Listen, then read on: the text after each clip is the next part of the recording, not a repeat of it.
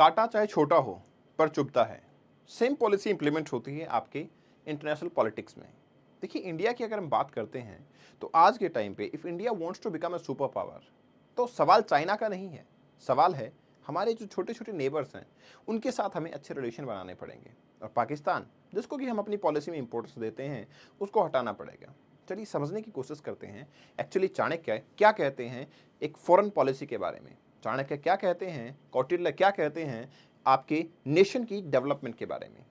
आप एक बार एग्जाम्पल उठा के देखिए, यूएस एक डेवलप इकोनॉमी है, यूएस एक सुपर पावर भी है, शायद उनके नेबरहुड का काफी बड़ा इंपॉर्टेंस है। आप कहेंगे यूएस के नेबरहुड में है ही कौन, कनाडा, मैक्सिको और इसके अलावा पैसिफिक है और अटलांटिक है। यस, यही एडवांटेज है। देखिए हमेशा से आपको ये मानना पड़ेगा कि नेबरहुड के साथ की जो कंट्रीज हैं जैसे इंडिया के साथ जो बाउंड्री शेयर करते हैं वो हमारे लिए सबसे बड़ी थ्रेट हो सकते हैं। उसके बाद में जो नेशन आता है, ऐसा कौटिल्य का कहना था कि वो हमेशा हमारे दोस्त होंगे। मतलब अगर बांग्लादेश के बाद कोई नेशन होता तो हमारा दोस्त होता। क्यों? क्योंकि वहां पे बाउंड्री डिस्प्यूट होगा जो आपके नेबर हैं, लेकिन जो नेक्स्ट नेबर होगा वो आपके नेबर की बाउंड्री को ऑक्यूपाई करने की कोशिश करेगा। इसलिए वो आप तक खतरा नहीं बन सकता जब तक वो आपके नेबर की कंप्लीट टेरिटरी को ऑक्यूपाई करके आपका नेबर नहीं बन जाता। अब इंडिया के अंदर क्या फिलोसफी लगती है, साउथ एशिया में क्या इंप्लीमेंटेशन होता है, इंडिया को कैसे अपने रिलेशंस को चेंज करना चाहिए, इसको समझने की कोशिश करते हैं। देखिए पाकिस्तान की अगर मैं बात करता हूं तो पाकिस्तान एक सीरियस प्रॉब्लम की तरह कंसिडर किया जा रहा था, लेकिन आज के टाइम पे पाकिस्तान एक सीरियस प्रॉब्लम नहीं है। इसके अलावा प्रॉब्लम है बांग्लादेश, प्रॉब्लम है मालदीव, प्रॉब्लम है नेपाल, भूटान। ये सारी कंट्रीज मैं प्रॉब्लम क्यों बोल रहा हूँ इसको जरा समझने की कोशिश करते हैं। देखिए ये सारे कंट्रीज, भूटान है, बांग्लादेश है, म्यांमार है, नेपाल है, चाइना है, ये हमारे साथ बॉर्डर शेयर करते हैं। हर कंट्री का टारगेट क्या है? अपनी इकोनॉमी को बेहतरीन बनाना, अपने लिए सर्वाइवल के ऑप्शंस को इंश्योर करना। लेकिन हाँ, कुछ बड़े जाइंट जो होते हैं वो ट्राई करते हैं अपने आप को सुपर पावर बनाने का। जैसे कोल्ड वॉर एरा के अंदर रशिया और यूएस दोनों चाहते थे कि हम सुपर पावर बने, लेकिन उस टाइम पे साउथ एशिया न्यूट्रल था। नॉन अलाइंग मूवमेंट का नाम भी आपने सुना ही होगा। लेकिन अब जो कंपटीशन होगा that is between US and China, वो एक इंपॉर्टेंट कंपटीशन इसलिए है क्योंकि साउथ एशिया उस टाइम पे न्यूट्रल नहीं रहेगा। यहाँ पे साउथ एशिया का काफी बड़ा इंपॉर्टेंस, काफी बड़ा रोल जो है वो नजर आता है। इवन चाइना सुपर पावर तभी बन पाएगा जब वो इंडिया को न्यूट्रलाइज करने की कोशिश करे। और यही प्रॉब्लम इंडिया के लिए काफी बड़ी प्रॉब्लम है। आपको पता होगा बांग्लादेश में रिसेंट इलेक्शन हुए थे और मालदीव में भी इलेक्शन हुए। मालदीव में जो पॉलिटिकल शिफ्ट देखने को मिला, इसके बाद में इंडिया आउट कैंपेन मालदीव में चला। इवन बांग्लादेश के अंदर भी आपने देखा होगा इंडिया आउट कैंपेन अभी काफी ज्यादा प्रोमिनेंट था। हमने रेस्पॉन्स क्या दिया? मालदीव का रेस्पॉन्स हमारे पास ये था कि हमने टूरिज्म के लिए लक्षद्वीप को डेवलप किया। आपको क्या लगता है मालदीव के साथ रिलेशन बनाना वो सिर्फ इसलिए इंपॉर्टेंट था कि हम एज ए टूरिस्ट पर्सपेक्टिव वहां पे जा सकें? Answer is no.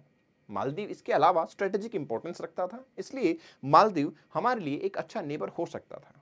बट हाँ, यहाँ पे ऐसा नहीं है कि इंडिया के हाथ से अपॉर्चुनिटी चली गई है या फिर मालदीव एक विन विन सिचुएशन में चला गया है। यहाँ पे इनेप्टनेस जो चाइना की आती है वो काफी एक बड़ी अपॉर्चुनिटी इंडिया के लिए क्रिएट करती है। मैं आपको बताऊंगा कैसे चाइना हर कंट्री के साथ अपने रिलेशंस को खराब कर देता है। तो देखिए इंडिया का तो मैं ये नहीं कह रहा कि अब हम काफी एडवांस है हमारी फॉरेन पॉलिसीज के अंदर इसलिए हम काफी अच्छा कर पाएंगे, लेकिन हाँ चाइना काफी बेकार चीजें परफॉर्म कर रहा है जिसकी वजह से इंडिया को काफी एडवांटेज मिल सकती है और हम उसका फायदा काफी हद तक उठा सकते हैं।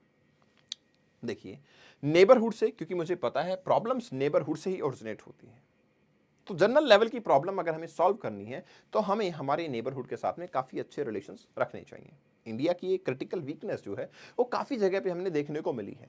जब भी हमारा नेबर कभी स्ट्रोंग होता है, जैसे India as a neighbour of the other country strong है, तो या तो वो इतना स्ट्रोंग हो कि दूसरे कंट्री जो छोटे कंट्रीज हैं वो उसको सिर्फ फॉलो करें, या फिर वो आपके रिलेशंस को इस तरीके से मेंटेन रखे कि एक जाइंट ग्रुप जो है वहां पे देखने को मिले। पाकिस्तान को छोड़ के जो बाकी सारे कंट्रीज हैं उनकी सिचुएशन कुछ ड्विंडलिंग रही है। पाकिस्तान से रिलेशन हमारा हमेशा ही नेगेटिव साइड पे रहा है, लेकिन बांग्लादेश, मालदीव, नेपाल ये दोनों साइड के फायदे उठाने की डेफिनेटली कोशिश करते हैं और उस कोशिश के अंदर काफी सारी प्रॉब्लम भी आती हैं, बट स्टिल इंडिया इनको अपने फेवर में कर सकता है। क्यों करना चाहिए हमें नेबरहुड पे फोकस? सबसे पहली बात, सबसे बड़ा डेंजर यहीं से अराइज हो सकता है। अगर आप चाहे अटैक की बात करें, चाहे टेरिटरी के अंदर कुछ आपके इंटरवेंशंस की बात करें, तो सबसे बड़ा डेंजर यहीं से होगा। सोर्स ऑफ इनसिक्योरिटी जो है आपका वो यहीं से होती है। If someone want to truly become a great power तो उनको अपने नेबरहुड को कंट्रोल करना चाहिए। आपको क्या लगता है एक छोटे से पार्ट को, चाइना ऑक्यूपाई अगर फोर्सफुली कर भी ले, साउथ चाइना सी को ऑक्यूपाई कर भी ले, तो क्या फर्क पड़ जाएगा? जी हाँ, बिल्कुल फर्क पड़ेगा, क्योंकि चाइना अपने नेबरहुड को अगर कंट्रोल में रख सकता है, दो तरीके मैंने बताए हैं, या तो आप जायंट पावर हैं और आप सामने वाले नेशन को इतना छोटा महसूस करवाते हैं कि वो आपकी फॉलो करना स्टार्ट कर दें, या फिर आप अपने प्यार से रिलेशन को मेंटेन करते हैं। जो पहले वाली स्ट्रेटेजी है वो चाइना इंप्लीमेंट करता है, लेकिन इंडिया अपने नेबरहुड के साथ में एक सॉफ्ट रिलेशन बनाने की कोशिश करता है और हमें उसी पे काम करना चाहिए। देखिए, इंपॉर्टेंट ये है कि यूएस एक जेन्युइनली ग्रेट पावर है, ये हमें एडमिट करना पड़ेगा। लेकिन यहां पे अगर मैं बात करूं कि यूएस और यूएसएसआर बहुत कोशिश किया करते थे, जिसमें यूएसएसआर काफी हद तक हार गया। नाटो का एक्सपेंशन इस तरीके से हुआ कि यूएसएसआर का एक्सपेंशन उस तरीके से नहीं हो पाया। लेकिन यहां पे रशिया की फेल होने के बाद में अब चाइना और यूएस की होड़ लगी है। चाइना चाहता है कि वो क्या करे, ईस्ट एशिया के अंदर अपनी डोमिनेंस को जमाए। अगर ईस्ट एशिया में चाइना सक्सेसफुल हो जाता है तो यूएस को डेफिनेटली वो हरा पाएगा और अपने आप को एक सुपर पावर प्रूव कर पाएगा। लेकिन उसमें सबसे बड़ा खतरा कौन है? इंडिया। और इंडिया के पास में अपॉर्चुनिटी है, क्योंकि चाइना की पॉलिसी मैच्योर पॉलिसी नहीं है। ठीक है, साउथ एशिया उस टाइम पे, कोल्ड वॉर के टाइम पे मैटर नहीं करता था क्योंकि हम न्यूट्रल थे, लेकिन इस टाइम पे साउथ एशिया काफी हद तक मैटर करता है। एंड दैट्स व्हाई चाइना चाहता है कि अगर इस हेमिस्फीयर में मुझे डोमिनेंस पानी है तो डेफिनेटली मुझे साउथ एशिया को कॉन्कर करना पड़ेगा। उसमें हमारी पॉलिसीज को इस तरीके से इंप्लीमेंट करना पड़ेगा कि वो कंट्री चाइना को सपोर्ट करे। अब सवाल ये है कि why south Asia is crucial. जैसा मैंने बताया कि देखिए, यूएस और यूएसएसआर के टाइम पे south Asia was almost neutral, लेकिन अभी के टाइम पे चाइना जब सुपर पावर बनने की कोशिश करेगा तो इंडिया डेफिनेटली अपनी नेबरहुड पॉलिसीज को इंप्लीमेंट करके उसको बेसिकली पुल डाउन करने की पूरी कोशिश करेगा। और हो सकता है इंडिया इस तरीके से अगर लीडर पे चलता है तो इंडिया अपने आप के लिए सुपर पावर को, स्पेस को बेसिकली ऑक्यूपाई करने की या जगह बनाने की कोशिश करेगा। इसलिए हमारे जो स्मॉलर कंट्रीज है ना, उनको एक सिचुएशन, एक विन विन सिचुएशन मिलती है कि let's play with India as well as China. दोनों के साथ में खेलते हैं, इंडिया के साथ भी और चाइना के साथ में भी। और आपको ये देखने को मिल रहा है, बांग्लादेश की गवर्नमेंट, एक पार्टी पॉलिटिकल पार्टी इंडिया को सपोर्ट करती है, दूसरी political party India out campaign चलाती है, बोलती है कि इंडिया के प्रोडक्ट जो हैं उनको बाहर भेज दो, उनको आउट कर दो, वो प्रोडक्ट जो है हमारे यहाँ पे सेल नहीं होने चाहिए। ये देखने को मिलता है। मतलब ये हुआ कि इंडिया को पॉलिटिकल रिलेशन जो है, इंटरेस्ट रिलेशन जो है, वो पार्टी से ना मिला के हमें गवर्नमेंट के साथ मिलाने चाहिए। हमें कुछ ऐसा पॉलिसीज फ्रेमवर्क करना चाहिए कि पॉलिटी या रिजीम चेंज हो तो ऐसा ना हो कि इंटरनल अफेयर की वजह से इंटरनेशनल रिलेशंस चेंज हो जाएं। इसलिए Delhi doesn't have much of the choices because it does not provide this support to the other nation। like Bangladesh का इकोनॉमिकल जो डेवलपमेंट है वो बहुत ज़्यादा नहीं हो रहा, लेकिन बीजिंग उसको सपोर्ट प्रोवाइड करता है। श्रीलंका का इकोनॉमिक डेवलपमेंट नहीं हुआ, श्रीलंका को सपोर्ट प्रोवाइड किया गया। अनफॉर्चुनेटली ये जो सब सपोर्ट है, unfortunate for the other countries, unfortunately ये जो सब सपोर्ट हैं ये चाइना ने प्रोवाइड तो किए, लेकिन अपने एक एक्सपेंशन के लिए, एक ऐसी थॉट प्रोसेस के लिए कि इन कंट्रीज को बर्बाद करके अपने लिए गुलाम क्रिएट किया जाए। और ये चीजें देखने को मिल रही हैं। श्रीलंका ने रिसेंटली पता है क्या किया है? जो आपके फेरी सर्विसेज हैं, मतलब जो आपके नेवल सर्विसेज हैं, उनको 1 साल के लिए बैन कर दिया गया है।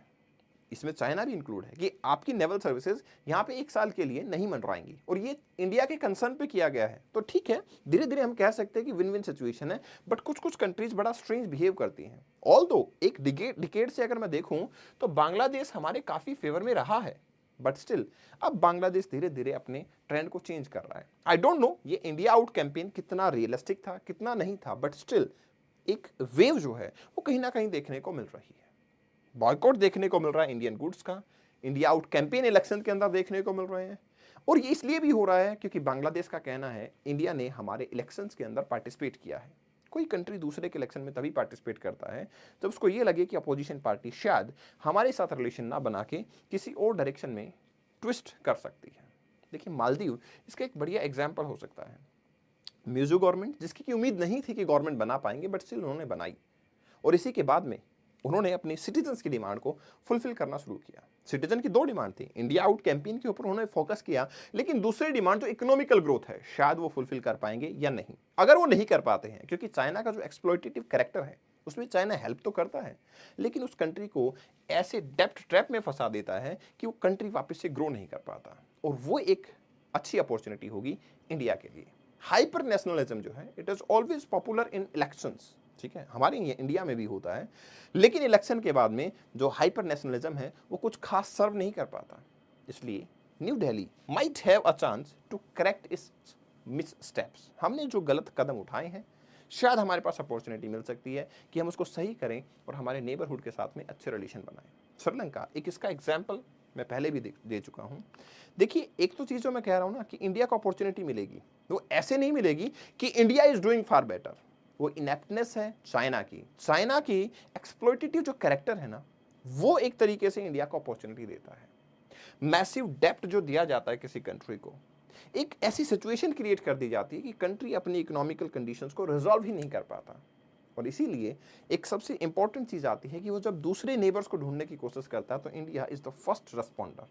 आपने देखा होगा लॉन्ग मॉरेटोरियम जो है आपका रिसर्च शिप के ऊपर इंप्लीमेंट कर दिया गया श्रीलंका की तरफ से कि 1 साल तक कोई भी रिसर्च शिप वगैरह भी हमारे यहाँ अलाउड नहीं होंगे। और ये नेपाल की एग्जाम्पल भी देखा जा सकता है। नेपाल चाइना के क्लोज जाने की कोशिश तो करता है, लेकिन नेपाल के जो कंसर्न है चाइना के साथ में वो कभी रिजॉल्व नहीं हो पाते। दैट्स वाई मैं कहूँगा कि इंडिया के जो नेबरहुड है उसमें पाकिस्तान की इंपॉर्टेंस कभी बेसिकली रही थी, लेकिन आज के टाइम पे नहीं है, क्योंकि पाकिस्तान ने हमेशा से अपनी पोजीशन बनाए रखा है कि मैं इंडिया के अगेंस्ट रहूंगा। लेकिन बाकी जो नेशन है वो इस विन विन सिचुएशन का फायदा उठाते हैं। कभी वो इंडिया की तरफ होते हैं, कभी वो चाइना की तरफ होते हैं, बट इंडिया को अपनी सॉफ्ट पावर का यूज करके डेफिनेटली उसको अपने फेवर में करना चाहिए। मैं दोबारा इस चीज को रिपीट करता हूं, it's basically the mistakes which are making opportunity for India. ये हमारी एस्टेटनेस नहीं है कि हमारे लिए अपॉर्चुनिटीज आ रही है, लेकिन हाँ, इसको हम एक अपॉर्चुनिटी की तरह काफ़ी बेहतरीन तरीके से यूज कर सकते हैं और इंडिया अपने नेबरहुड के साथ में काफ़ी अच्छे रिलेशन बना सकता है। क्योंकि मैं वापस से रिपीट करना चाहूँगा, न्यूजीलैंड, ऑस्ट्रेलिया, यूएस, कनाडा, ये सारे कंट्रीज इसलिए डेवलप कंट्रीज हैं क्योंकि इनके नेबरहुड में या तो कोई है नहीं, या फिर इन्होंने अपने नेबरहुड को इतने तरीके से कंट्रोल किया हुआ है, अच्छे रिलेशंस बनाए हुए हैं कि इनके पास में नेबरहुड से कोई खतरा नहीं है। और वो प्रॉब्लम इंडिया के लिए अभी काफ़ी बड़ी है, क्योंकि हमारा एक भी नेबर ऐसा नहीं है जिसको कॉन्फिडेंस से हम ये कह सकें कि this country is in favour of India at every place. Dwindling situations जो हैं वो डेफिनेटली देखने को मिलती हैं। दैट्स वाई चाइना जो गलतियां कर रहा है उससे इंडिया को सीख लेनी चाहिए और उसका फ़ायदा उठाने की पूरी कोशिश करनी चाहिए। What do you think? क्या चाइना इस टाइप की स्ट्रेटेजी करके साउथ एशिया में डोमिनेट हो पाएगा, या फिर यस, ये इंडिया के लिए एक बेहतरीन ग्राउंड है और इंडिया इसका फ़ायदा डेफिनेटली उठा पाएगा? अपनी राय को कमेंट सेक्शन में शेयर करें। इस सेशन की पीडीएफ आपको कपिल भारद्वाज फॉर यू पे मिल जाएगी and this is my Insta handle, आप मुझे यहाँ फॉलो कर सकते हैं। Thank you very much, best wishes, all the best.